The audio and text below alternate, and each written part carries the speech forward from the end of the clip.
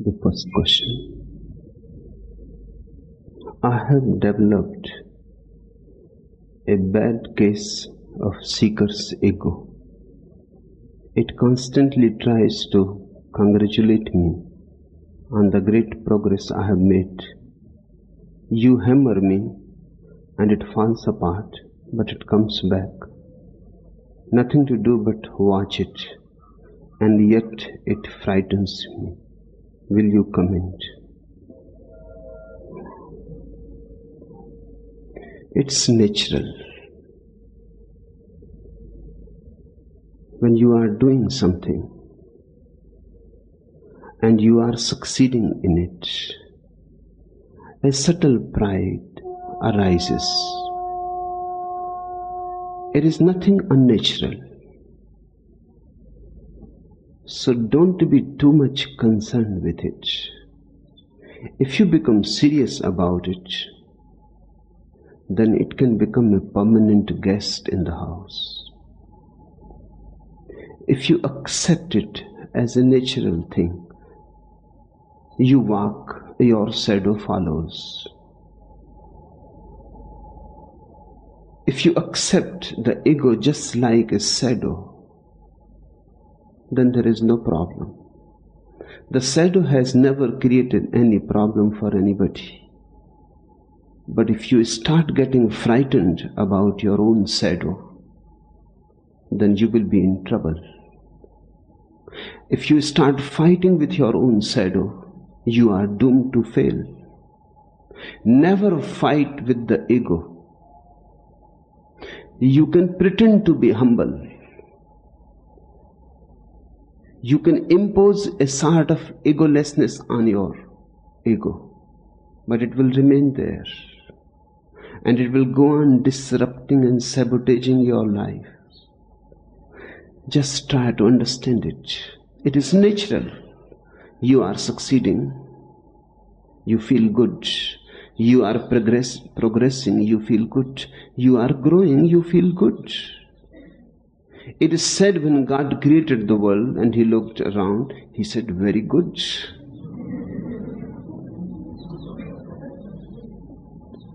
A beautiful thing I have done. Nothing wrong about it. You paint a picture, then you look from many angles. You feel good. You have succeeded in materializing something which was immaterial, a vision, a dream. You have been able to bring to the world. When you compose a poem, you feel good. Nothing is wrong about it. Just remember that the shadow is not you. This is your shadow, certainly, but the shadow is not you. The ego is a shadow. It is not you. This remembrance is enough. There is no need to fight because a shadow does not exist in the first place. It is a simple negativity. It is just absence. It has no positivity in it. So if you fight a negative thing, you will be defeated because there is no way to defeat a negative thing. That which is not cannot be defeated. That's the problem. That which is not cannot be defeated, and you start fighting with it, you will be defeated. It is just like fighting darkness. There is no need. The problem is arising because you have a underlying notion that the ego should not be there. Why? Why not accept it also? Just remember, it is not you. The problem arises only when you get identified with your shadow.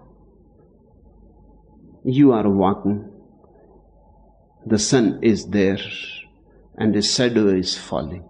Somebody walks upon your shadow. Do you fight with him? You know it is his shadow. He has not walked on you.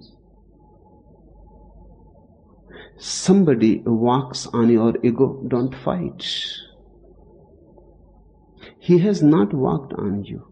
Somebody insults. It hurts because you get identified with the shadow. Otherwise, there is nothing. Somebody has walked on your shadow. The hurt is imaginary and is a consequence of getting oneself identified with the shadow. I have developed a bad case of seeker's shadow. You are condemning it. You are creating the problem and anxiety for yourself. Accept it. It is part of a natural flow. But don't put the shadow ahead of you. Don't become a shadow of the shadow, that's all. You remain yourself. It constantly tries to congratulate me. Accept its congratulation and give a heartfelt thank you to it.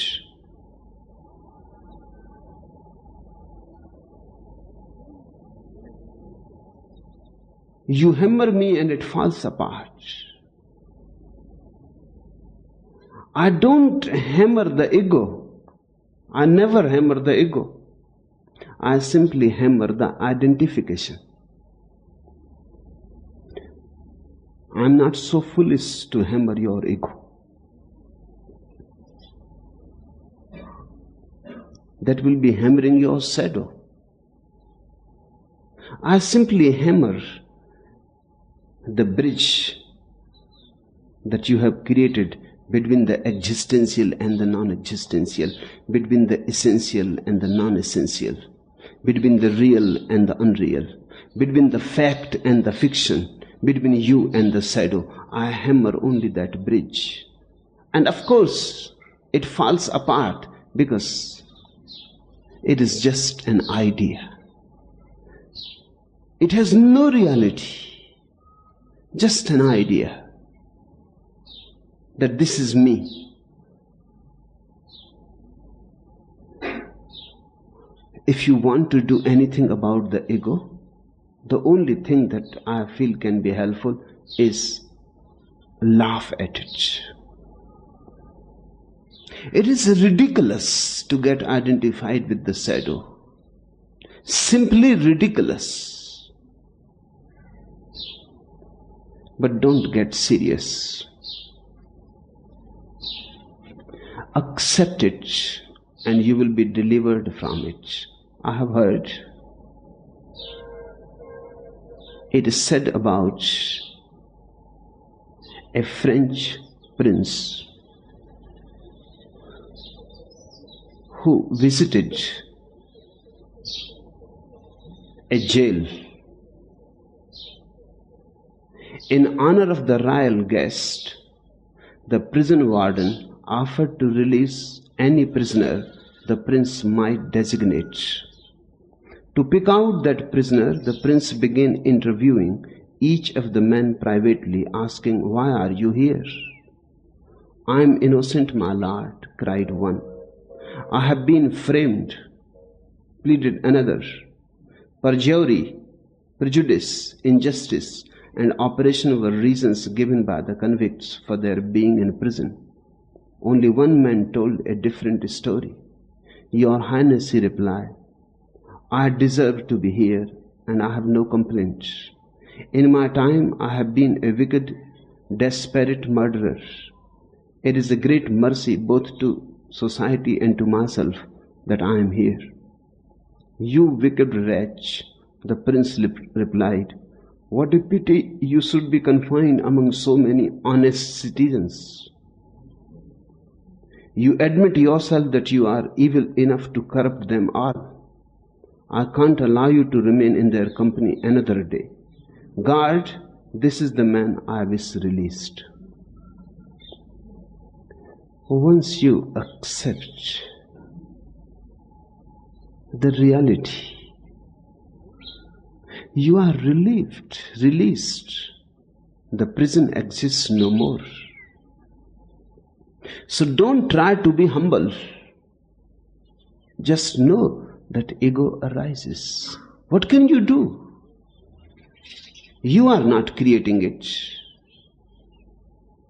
It is just when a wave moves in the wake, just another wave follows it upside down. That is the wake. It is natural. When there arises a big mountain, a valley follows it. The valley is nothing but the mountain upside down. It is part of it. When you move in the wake, your shadow, your valley follows. You simply accept it. Mountains are not crying tears that why valleys exist, and neither waves are worried. The very idea that you have to get rid of the ego is wrong. Drop that very idea. When ego arises, simply note the fact that the shadow is falling, and remember not to get identified with it. Remember that you are separate. This is enough. And the true humbleness is born out of this realization. It is not an effort against the ego that brings humbleness.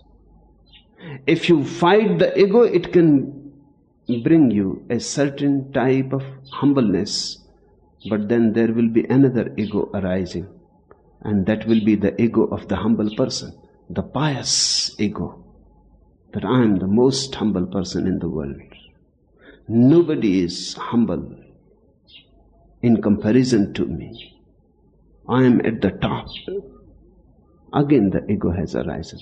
Ego will always arise whatsoever you do. Doing brings ego. Ego is the shadow of action. And only one thing that is not doing is awareness, watchfulness. The only thing that is not part of the world of action is pure awareness. No shadow is created by pure awareness. It is so pure that light can pass through it. It is transparent, and shadow is not created. Shadow is created by solid things. The more solid a thing is, the more shadow it creates. Your body creates a shadow. Your mind also creates a shadow. The ego is the shadow of the mind. If you become more aware, if you simply watch the mind, its functioning, its mechanism, then you are moving beyond the mind. You become just pure awareness, transparent. Then there is no shadow. So just laugh at it. And if it tries to seduce you, have a good laugh at your own absurdities. But don't become a warrior, and don't start fighting with it.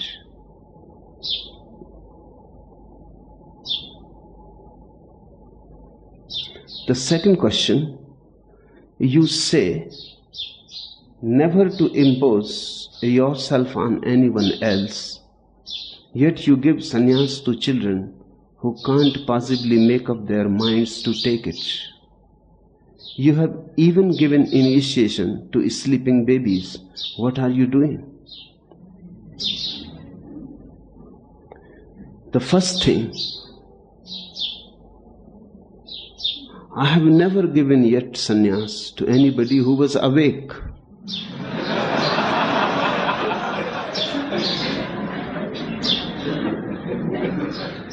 All are sleeping babies. Some are younger, some are older. That is immaterial. What does it matter? A baby of 7 months or an old man of 70 years. Sleep is the same.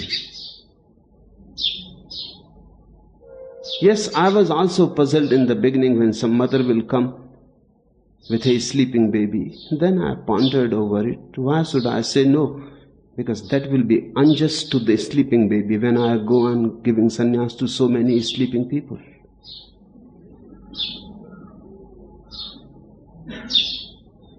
So I decided to give sannyas to babies.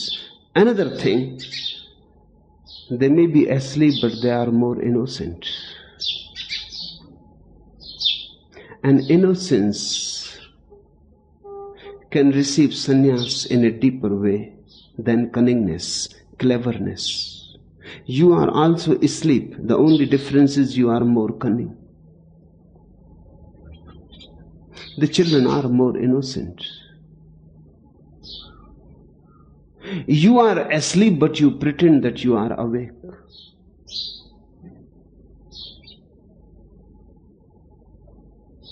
It happened, a friend came to see Albert Einstein. He had not seen him for 2-3 years. A baby was born to the friend's wife, and they brought the baby also. Just seeing Einstein, the baby started crying and became very much afraid and wanted to escape from there. The father and the mother felt a little embarrassed, but Einstein said, "Don't be disturbed by it. In fact, he is the first person who has told his views about me so clearly."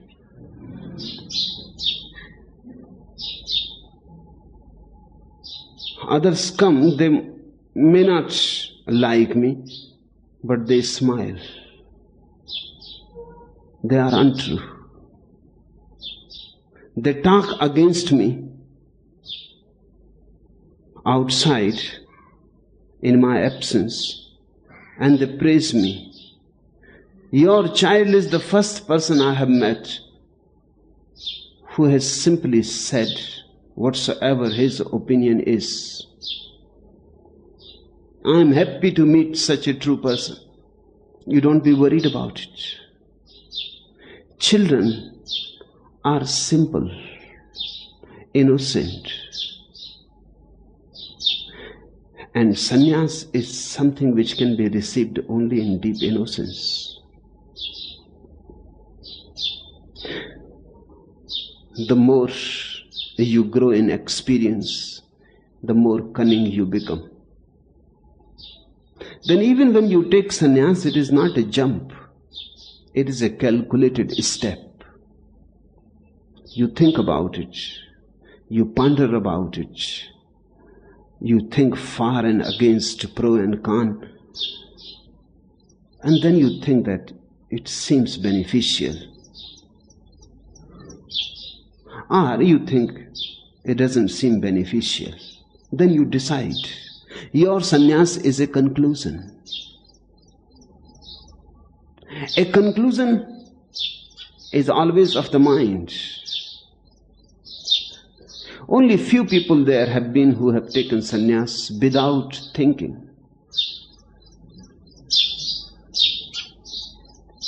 I say to everybody, when people come to me, I say to them, would you like to think about it? Or are you ready? Few people say they are ready, but they don't want to think about it.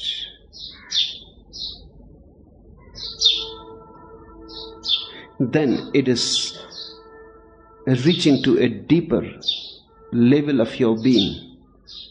When Manisha came first, I asked her, would she like to think about it? She said, what, think? I am fed up of thinking. If you can accept me, I am ready. This is innocence. she is again behaving like a child. The sannyas will have a totally different meaning to her. I have heard a backwoods preacher was exhorting his followers about sin and morality.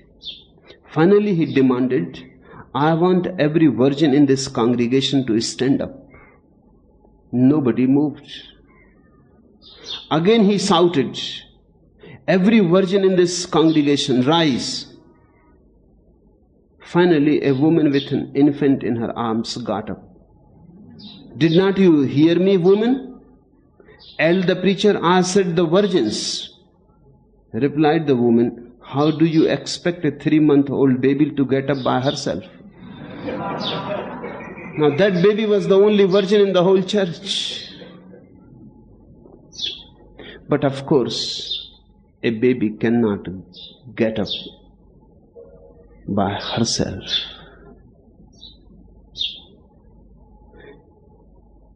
When somebody brings a child to me for sannyas, many times I say no. I say wait a little. Unless I feel that the child is ready, of course the child cannot come by himself. Unless I feel the child has moved in his past lives closer and closer and closer in his search, and he is ready. Otherwise I say wait, let the child grow a little. Not only to sleeping babies, sometimes I have given sannyas to babies in the womb. If I feel, and to feel a child is very simple. It is very difficult to feel you, because you are broadcasting so confusing statements about you that from your left side something else, from your right side something else, from your back something else, from your front something else. You are contradictory. You go on broadcasting contradictory vibes. It is very difficult to make it certain where you are, what do you want. And the complexity is even doubled, because one moment you are one thing, another moment you are another thing.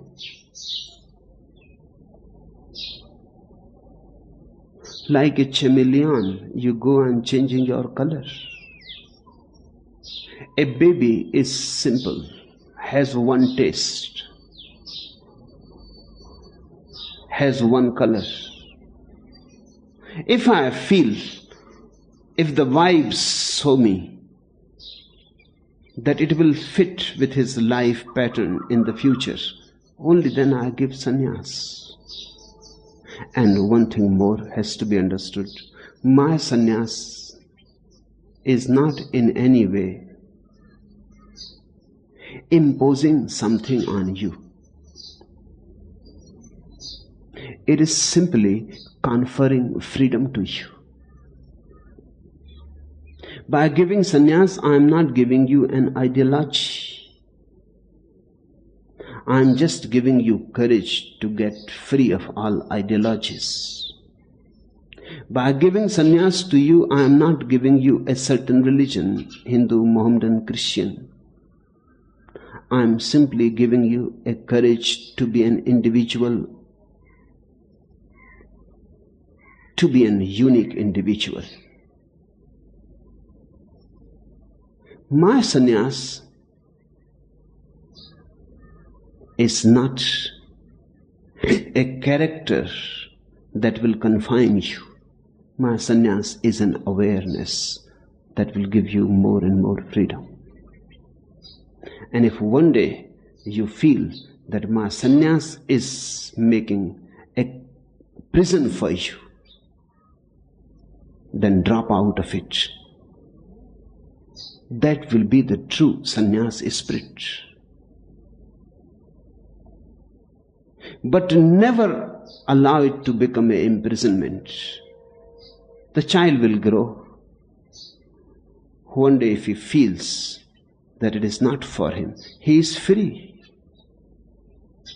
There is no legal bondage in it. He can simply drop out of it.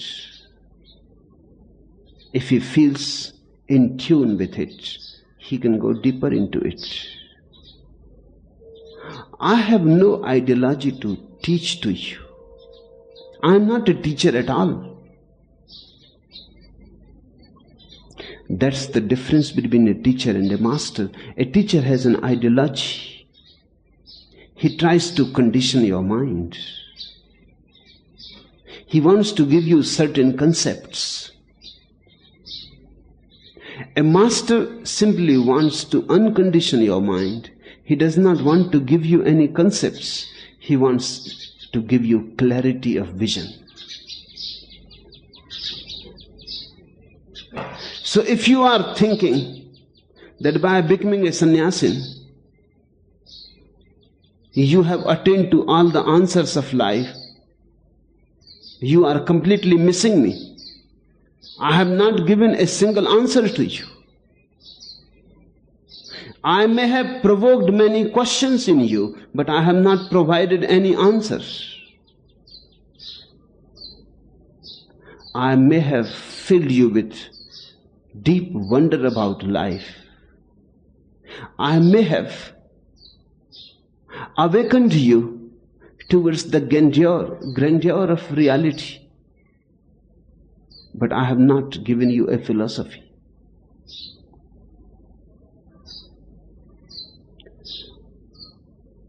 I have not given you, in fact, anything. I may have taken away many things from you. I am not giving you new clothes. I am giving you nudity. I would like you to move towards truth naked, naked of all theories, concepts, philosophies. A naked human being with an innocent heart, with a deep courage, looking at life as it is, not projecting any idea of one's own. So my sannyas is not like a baptism that you become a Christian, or the thread ceremony that you become a Hindu. You don't become part of any organization. I have none. By becoming a sannyasin, you simply come in tune with me. You simply start moving with me. You simply allow me to take you to the truth that I have seen. You simply allow me to take you to the open sky, where I have found something which satisfies utterly. And a child is more capable of that than an old man.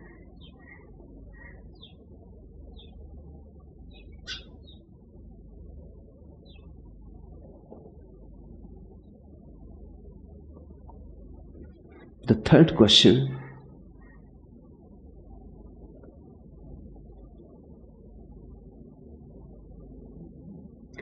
I am a professor of psychology.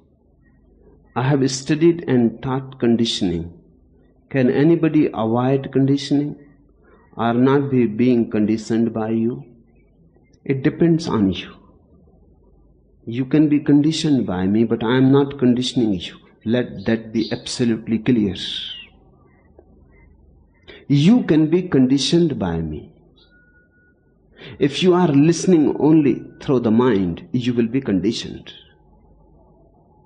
Because the mind goes on gathering knowledge. The mind is very suggestible. corruptible,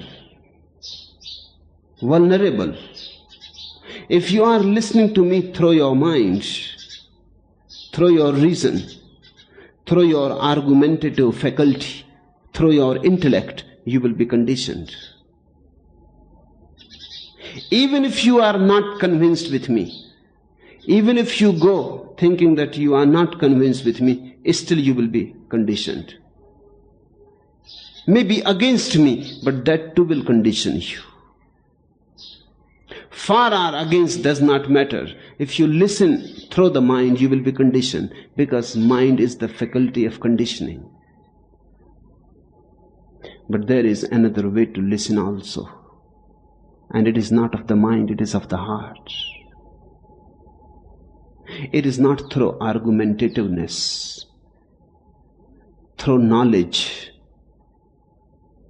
It is through pure heart trust. Then you listen to me not like a philosopher, but like a poet. You are never conditioned by a poet. You can enjoy a poetry, but you are never conditioned by it. You are not conditioned by rose flowers.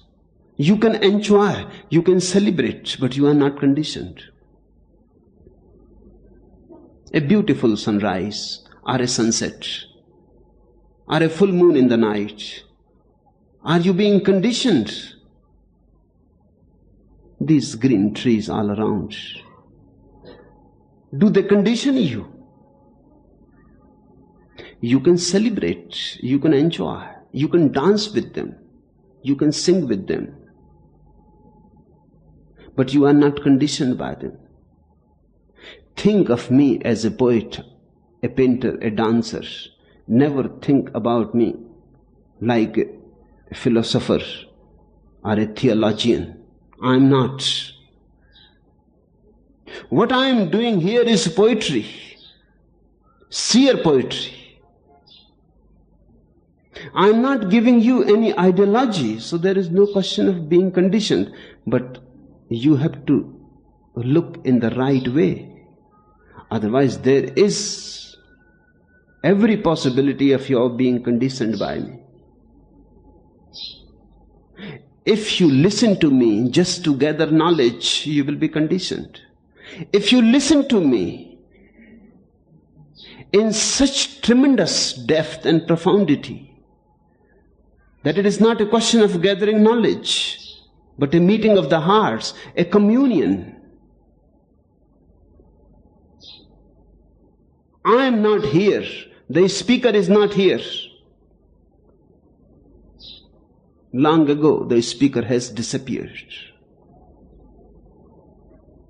All that is coming out of a tremendous emptiness, nothingness. Look into my eyes and you can feel it.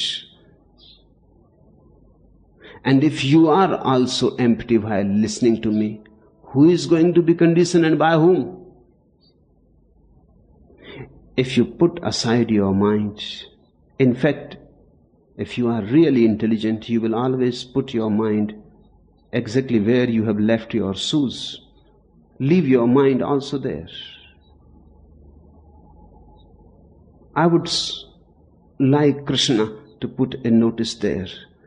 Shoes and minds are to be left here at the gate. If you bring your shoes, it is not such a big thing. It is not so profane. But if you bring your minds here,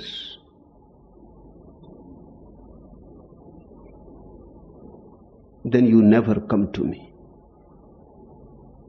Minds are conditioned, always conditioned. They are ready to be conditioned. Minds are biocomputers. They go on absorbing whatsoever is heard. It is a mechanical thing. Put the mind off while listening to me. Be a heart, love, trust. Listen to me in deep emptiness. Don't be there. I am not here. You don't be there. and then something will happen. Something will transpire between me and you, between two nothingnesses. The river of truth starts flowing, and it is never conditioning. It is always unconditioning. It will wash your whole being. It will give you a shower. It will cleanse you, purify you. The questioner says, I am a professor of psychology. That's a problem.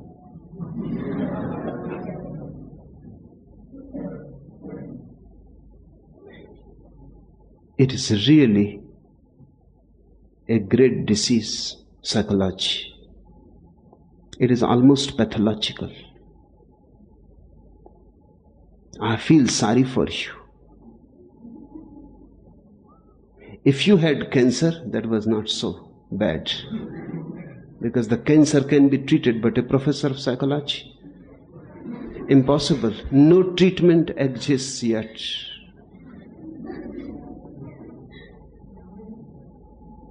Because this disease called psychology is so invisible and so subtle that it is very difficult to operate upon it. The professor of psychology means one who has been conditioned so deeply that he does not believe that he exists. He believes only in body and mind. He does not believe in the soul. He does not believe that really there is anything transcendental to the mind.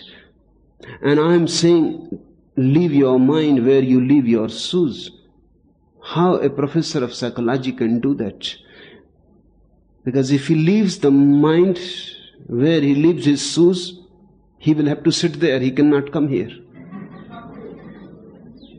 Because he believes only in the mind, nothing beyond it.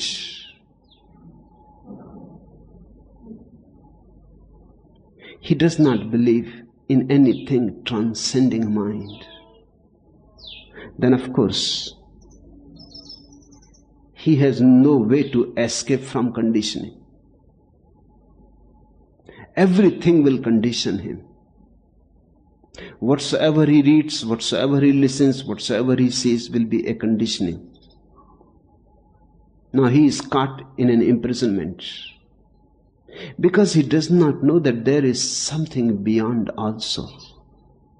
The beyond within. He is not aware of that. He does not believe in awareness. You can look into the books of psychology. You will see chapters on memory. You will see chapters on imagination, dream, instinct, sex, and 1,000 other things. But you will never find a chapter on awareness. No, that doesn't exist. You will find everything calculated. Only the calculator is not there. You will find all the observations categorized. Only the observer is not there. The psychologist does not believe in himself. This is absurd. He does not believe in the observer, he believes only in the observations. He says, I have seen this. But if you ask, is there a seer within you? He says, no. Then who has seen this?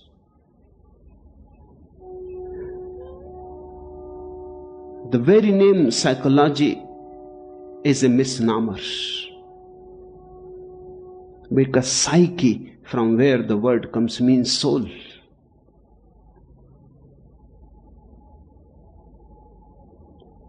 And soul is not a part of psychology. the name should be changed. It is not the right name for it. Psychology either has to find a soul or has to drop the very name of psychology. And if you are just a student, the disease is not very advanced. But if you are a professor, then you have gone beyond the point of return. It is very difficult for a professor to relax back, to see things again as they are. He knows so much. He has accumulated so much knowledge. So many screens are there on his eyes. It is difficult to find more blind people than professors. I have been a professor, that's why I say so. I know from within. I have lived with professors for many years. They are the most unintelligent people in the world. Even a farmer in a village seems to be more intelligent, because more responsive to the reality. A professor never responds to reality. He is always reacting out of his knowledge. So whatsoever I am saying, the professor will be interpreting it in his own ways. Right now, whatsoever I am saying, he will be interpreting and classifying, and he will be saying yes or no. And he will be classifying me to what school this man belongs to what ideology, what he is talking about. He is not listening. It is very difficult for a professor to listen. He is so full of inner noise, inner chattering. The noise is so much that nothing enters in him.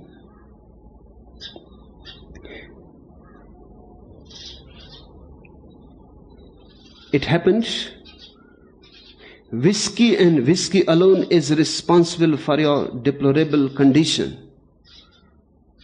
The judge admonished the drunken prisoner. He was a professor, maybe a professor of psychology. He said to the judge, "Glad to hear you say that, judge." Beamed the drunk. "My wife says it is all my fault."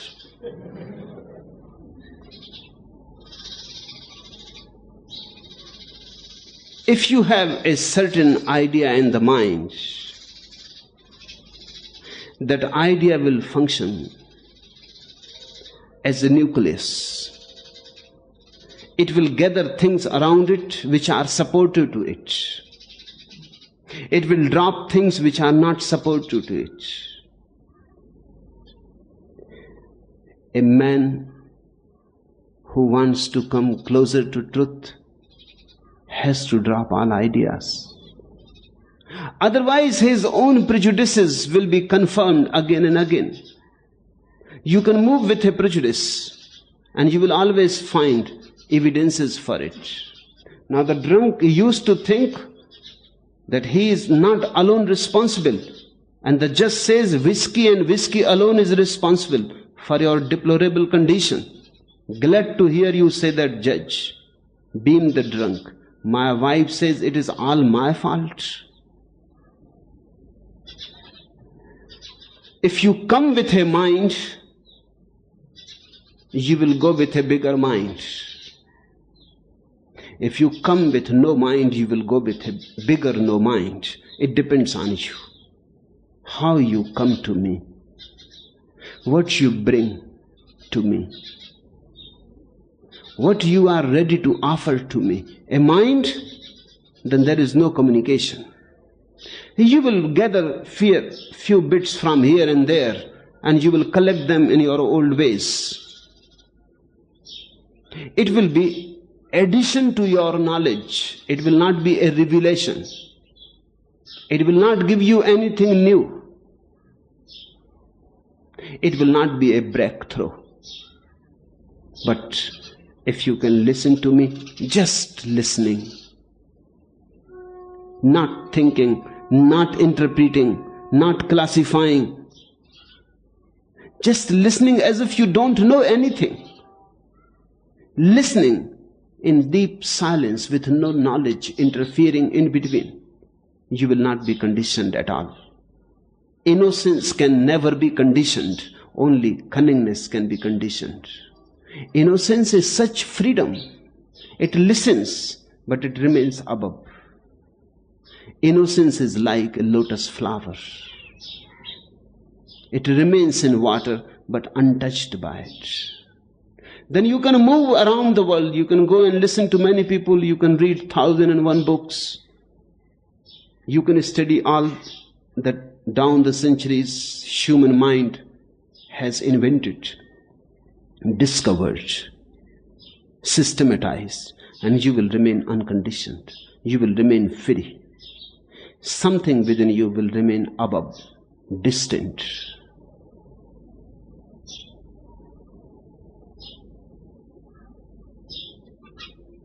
A habitual drunk staggered up to the front door of a home late one night and kept loudly rapping until a lady in pajamas came to answer. "Pardon me, ma'am," he lisped. "This is an emergency. Can you tell me where Mullah Nasruddin lives?" "Why," she exclaimed, "you are Mullah Nasruddin yourself." I know, he replied, "but that still does not answer the question. Where does he live?"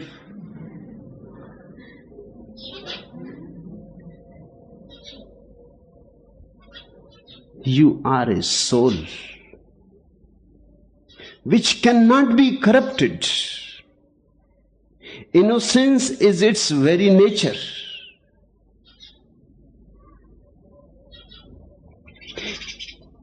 It is just like the sky.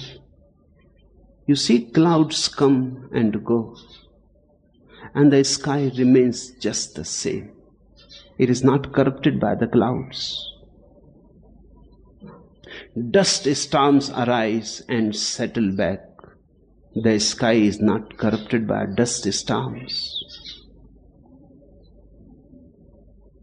How many things have not happened under the skies?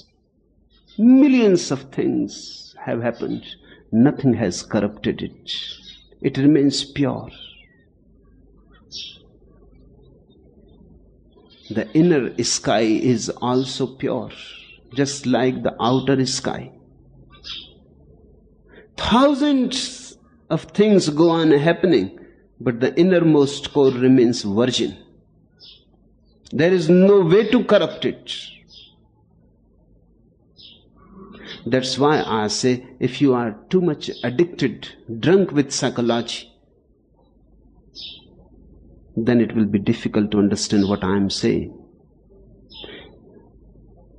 But if you can put aside your head for a while,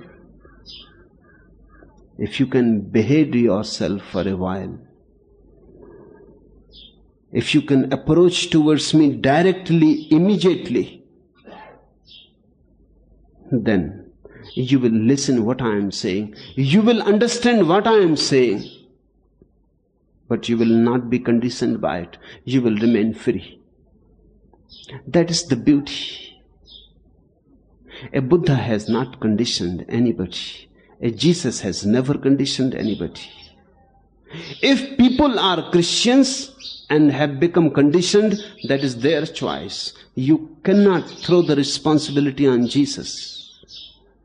If people have become Buddhists and have completely forgotten about Buddha and go on only talking about Buddhist doctrines and dogmas, that is their responsibility.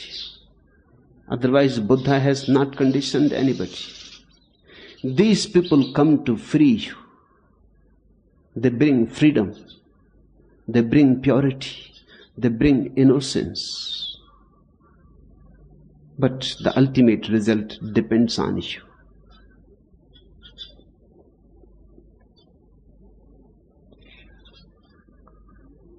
The fourth question, give and share, renounce non-essential and be essential. To whom to give? The poor and the needy in general are relatives and friends. Beggars, organized, are individuals. Institutions, political and religious. Purchase institutional presents, books and other things. Saints and Mahatmas, etc.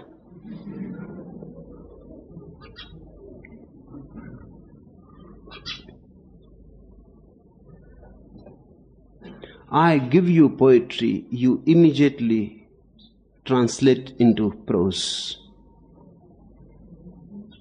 I have been simply saying share. You ask with whom? You have changed the subject. Mullah Nasruddin was talking to a woman and saying great things, was getting very romantic,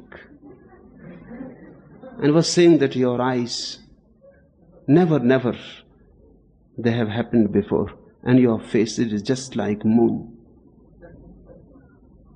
and the glow that surrounds you, and the vibe that you create, it is the most beautiful thing that has ever happened. And he went on and on. And of course, as women are very practical, the woman asks, are you going to marry me, Nasruddin? Nasruddin said, please don't change the subject.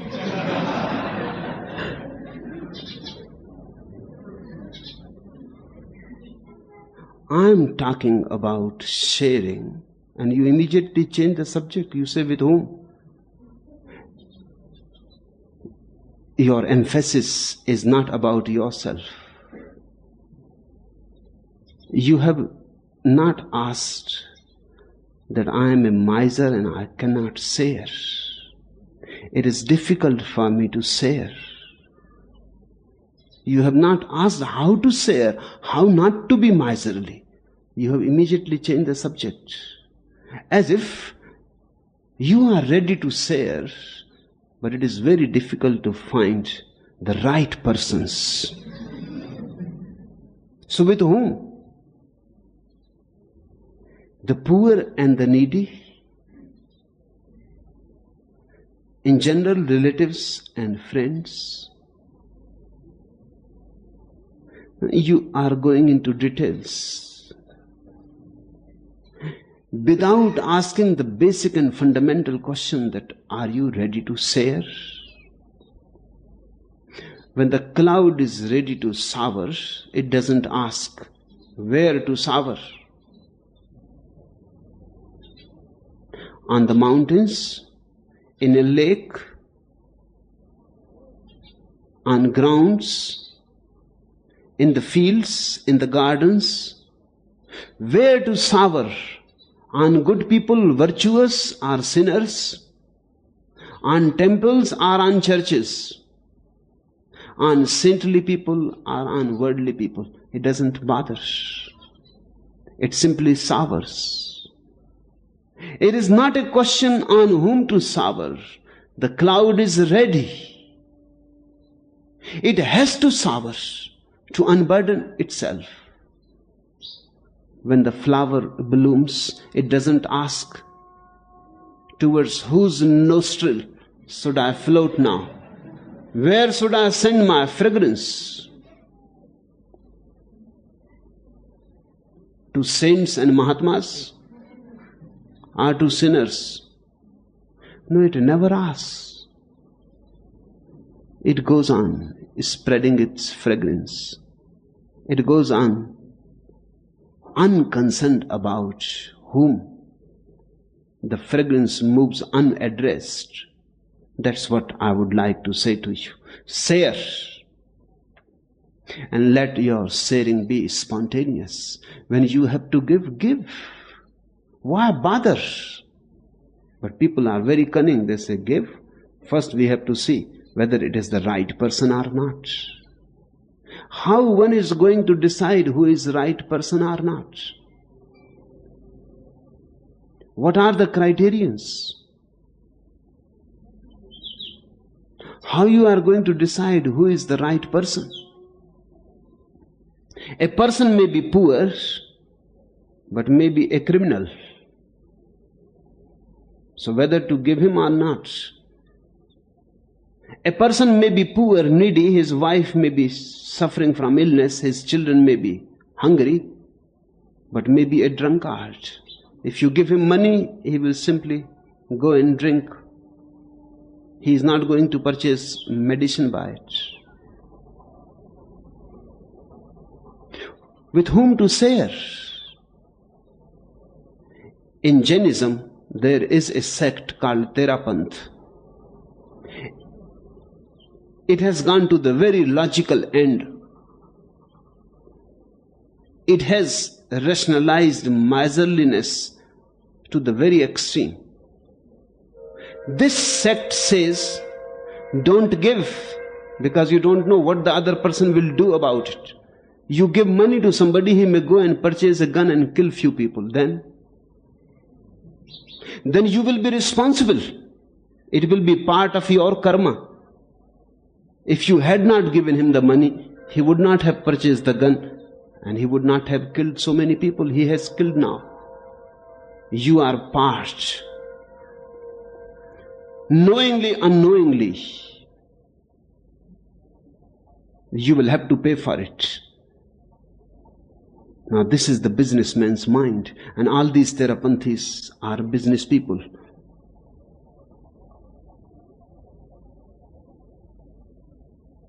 Don't give, because who knows what will be done, what will happen out of it. They say if a person is dying by the side of the road, thirsty, crying and asking for water, you just go on your way. Don't be distracted by him. Because if you give him water and tomorrow he kills somebody, then or goes and steals something from somebody, then you will be part of it. Humanity is very cunning. Human beings are very cunning. This is the end result of Mahavira's teaching, who taught about love and sharing. This Therapanth is a sect of Jainas.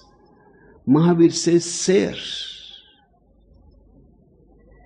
But how things can turn even to the very opposites. And it is appealing, it is rational, it looks right. Then these Therapanthis said somebody is poor, he is poor because of his past karmas. Who are you to help him? He is suffering from his past karmas and you are becoming a distracting force. If you give him money and you help him not to suffer, he will have to suffer someday or other. So you simply postpone. Let him be whatsoever he is.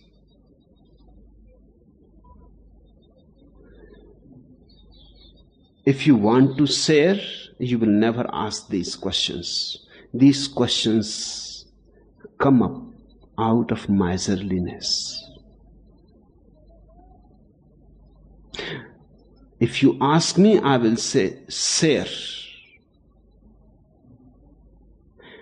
One thing, at least, if I cannot say anything positively, with whom to share, I can say one thing negatively. Never share with saints and Mahatmas. Because what can you share with them? What can you give to them?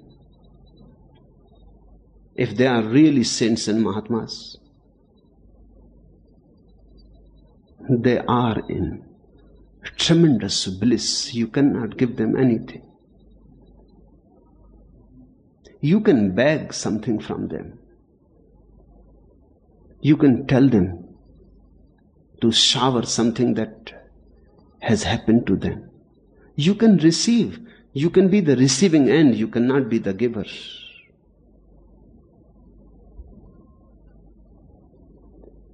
They don't need. Otherwise, keep it as a simple remembrance that whenever there is any situation in which you are asked to share, and you can share, you have something to share, share.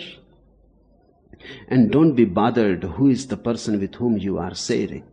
That is none of your business. You shared, that's all.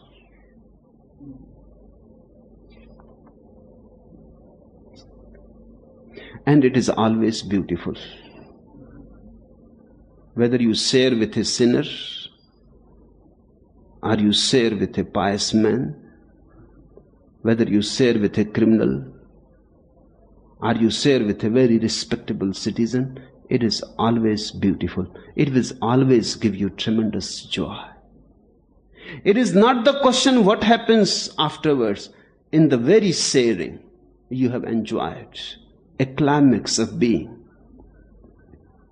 A Jewish couple were honeymooning at Niagara Falls. The boy's money ran out after a week, but he and his bride were having such a good time, they wanted to stay longer.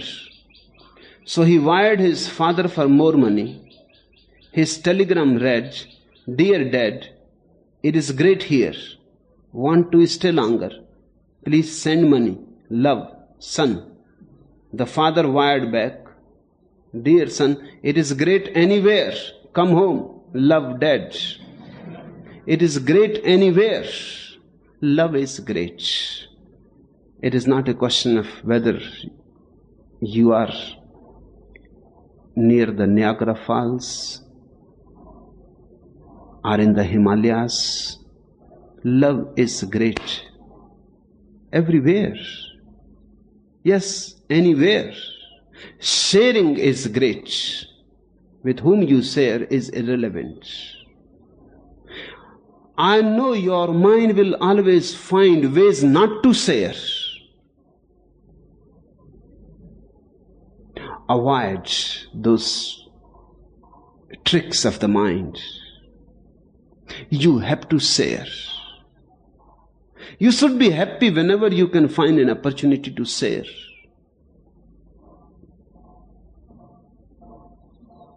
Mullah Nasruddin lay on his deathbed for months, while flocks of relatives gathered like vultures, waiting for the kill. At last, the dear old man went to his peaceful reward, and the lawyers announced the date of the reading of his will. All the relatives assembled on the appointed day. The lawyer tore open the envelope, drew out a piece of paper and read, "Being of sound mind, I spent every dime before I died." That is the golden rule. Before you die, share whatsoever you have. If you are of a sound mind, you will share your whole life. Before you die, spend yourself in love.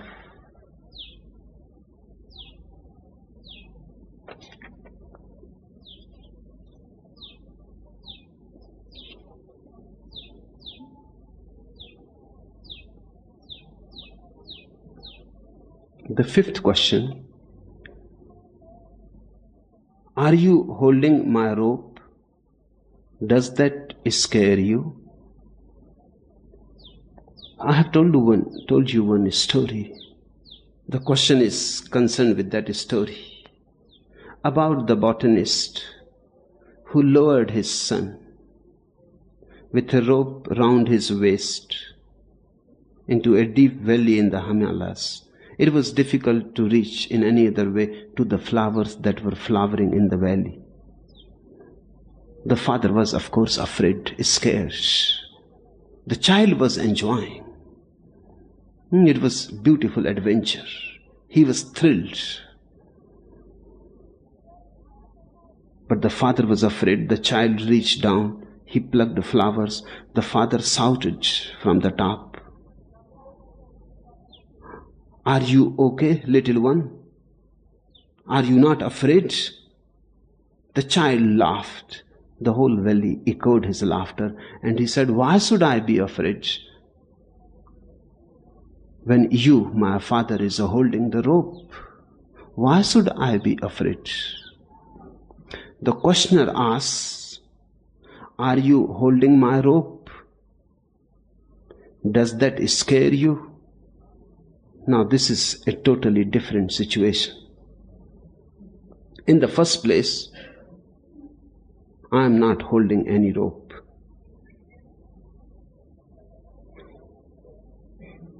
Because any rope will create a bondage for you. In the second place, I have not lowered you into the valley to pick flowers. I have lowered you into the valley to disappear.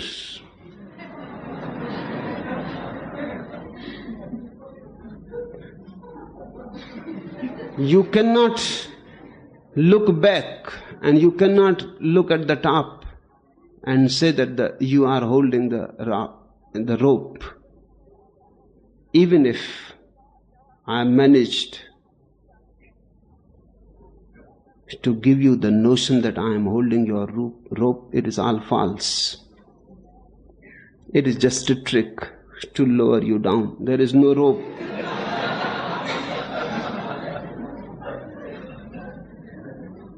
And once lowered, you cannot come back because there is no way. Why should I be scared?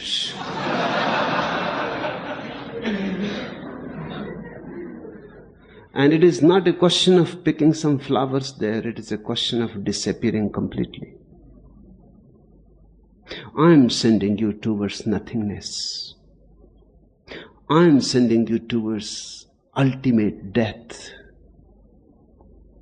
Yes, in the beginning, I pretend that I am binding a rope around your waist, this mala, etc. This is the rope. I have to persuade you. Once you are persuaded, gone.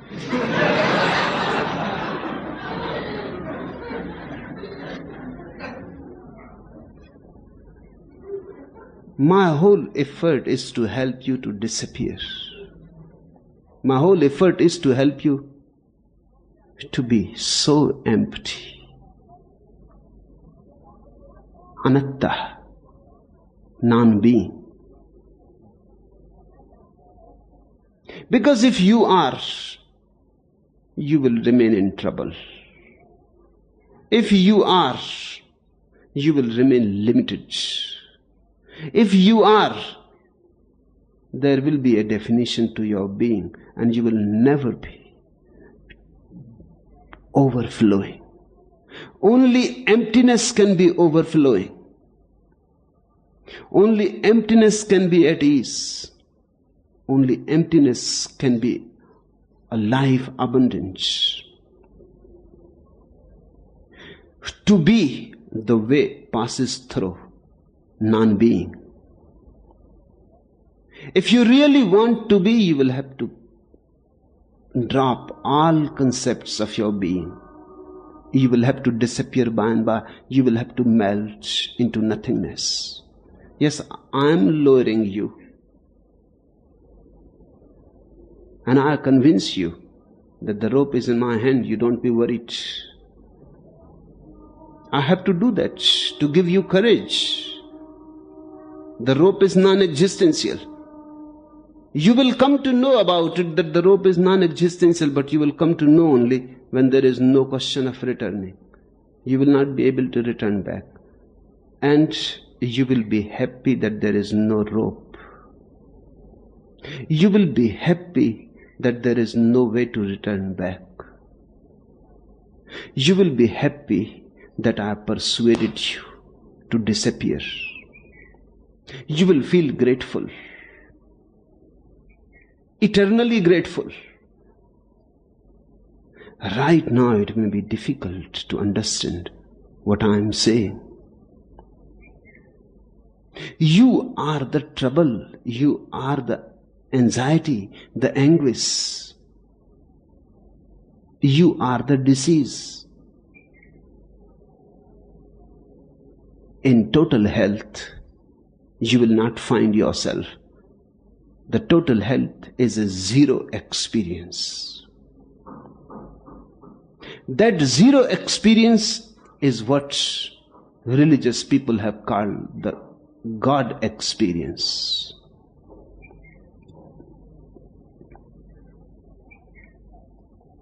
I am not scared at all. I am simply laughing.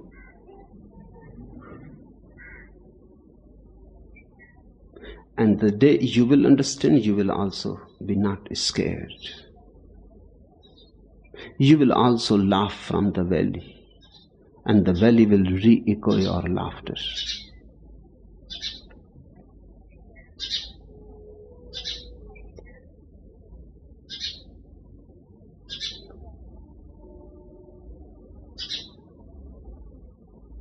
The last question.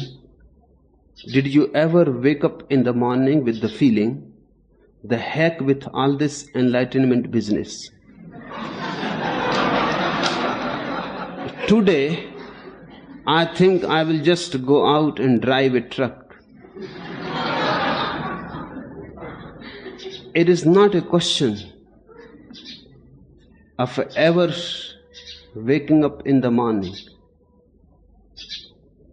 and telling to myself and feeling the heck with all this enlightenment business. It is a everyday rule. Every morning I say it to myself, the heck with all this enlightenment business. Today I think I will just go out and drive a truck. But where can I find a better truck with so many school children inside it? Then I decide finally, by the time it is 8, I again decide that one day more.